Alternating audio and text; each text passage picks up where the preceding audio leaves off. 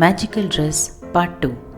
अपने लालच से विमला किस तरह की मुश्किलें झेलती है, इससे पहले की कहानी में हमने देखा। विमला अपने दोस्त कविता से फ़ोन पर बातें कर रही थी। हाँ बोल यार। बोलने के लिए क्या है, रूटीन लाइफ है। अच्छा, खाना खा लिया? हाँ खा लिया, थोड़ी देर पहले ही शॉपिंग से वापस आए थे। शॉपिंग गई थी? क्या खरीदा? त्योहार आ रहा है ना, साड़ियाँ खरीदी, मेरी बच्ची के लिए ड्रेस खरीदी। कब से सोना खरीदना चाहती थी, लेकिन महंगाई बहुत बढ़ गई है यार, उसने कहा। ड्रेस का नाम सुनते ही विमला को अपना मैजिकल ड्रेस याद आ गया। छी, वह मैजिकल ड्रेस कितना अच्छा था, फोकट में ही गवा दिया।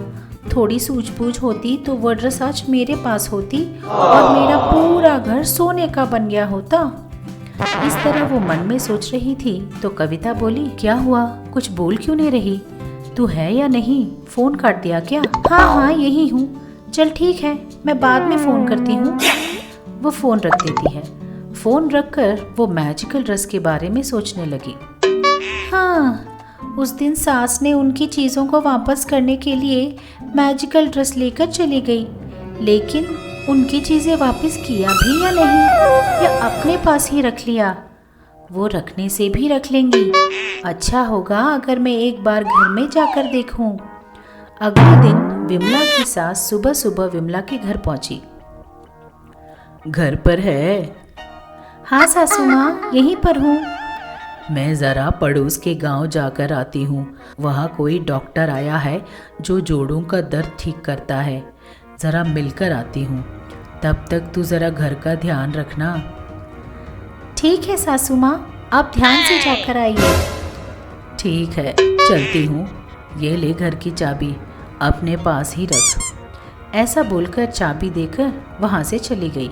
उनके जाते ही विमला, आज लगता है मेरी किस्मत चमक गई, सास खुद ही आकर मुझे चाबी देकर गई है। घर जाकर उस ड्रेस को ढूंढ कर आती हूँ।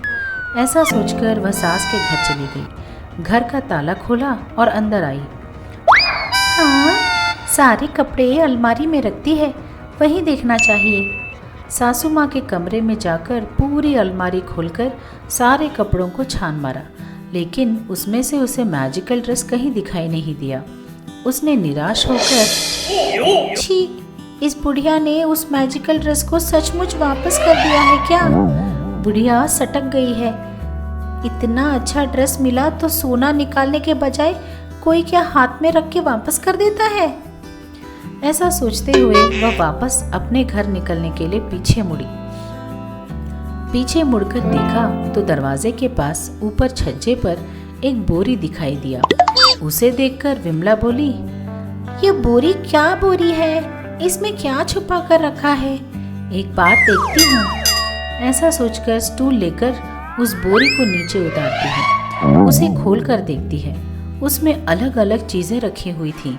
जिस मैजिकल ड्रेस को विमला ढूंढ रही थी वह भी उसी में थी। यह देखकर, अरे वाह, मैजिकल ड्रेस बुढ़िया ने इसमें छुपाया था। ऐसा सोचकर उस ड्रेस को हाथ में लेकर, अरे वाह मैजिकल ड्रेस, तू मुझे मिल गया। मैं जानती थी तू मुझे ज़रूर मिल जाएगा। अब मैं तुझे कहीं नहीं जाने दूंगी। उसने उस ड्रेस को हाथ में ले लिया। बस बुढ़िया के आने से पहले इस बोरी को वापस रखकर चुपचाप निकल जाती हूँ। ऐसा सोचकर उस बोरी को वापस बांधकर फिर से छज्जे के ऊपर रख देती है। उस ड्रेस को लेकर वहाँ से बाहर आकर पहले की तरह घर पर ताला लगाकर अपने घर पहुँच जाती है। शाम को सासू माँ वापस आती है। सास के आते ही विमला, हाँ सासू माँ आ गई, डॉक्टर ने क्या कहा? दवाइयाँ दी हैं। अच्छा, रोज दवाई डाल लेना। ये रही चाबी, कहकर चाबियाँ देती है। उन्हें लेकर, अच्छा तो मैं चलती हूँ। मैं भी यही चाहती हूँ, जल्दी चली जा यहाँ से, उसने मन में सोचा।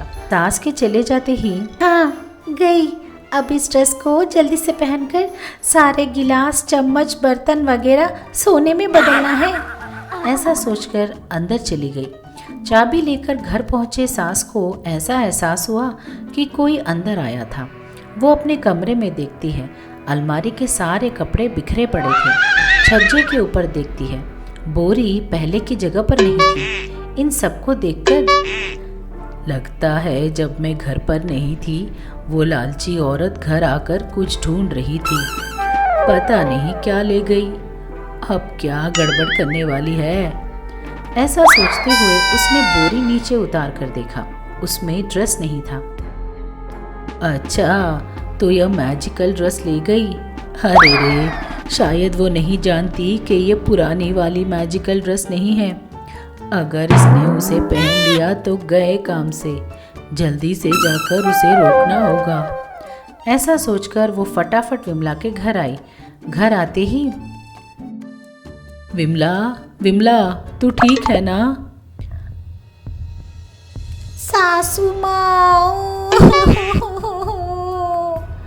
अंदर से विमला के रोने की आवाज़ आ रही थी। उसे रोता सुनकर, अरे रोना सुनाई दे रहा है, लेकिन ये लड़की दिखाई नहीं दे रही। ऐसा सोचते हुए उसने सारे कमरे ढूंढ लिए और विमला के कमरे में पहुंची। वहां पर विमला को देखकर सासू माँ दंग रह गई। विमला ड्रेस पहनते ही एक सोने की चिड़िया बन चुकी थी। बिल्कुल नहीं हिल पा रही थी, बस मुंह से थोड़ी सी आवाज़ निकल रही थी।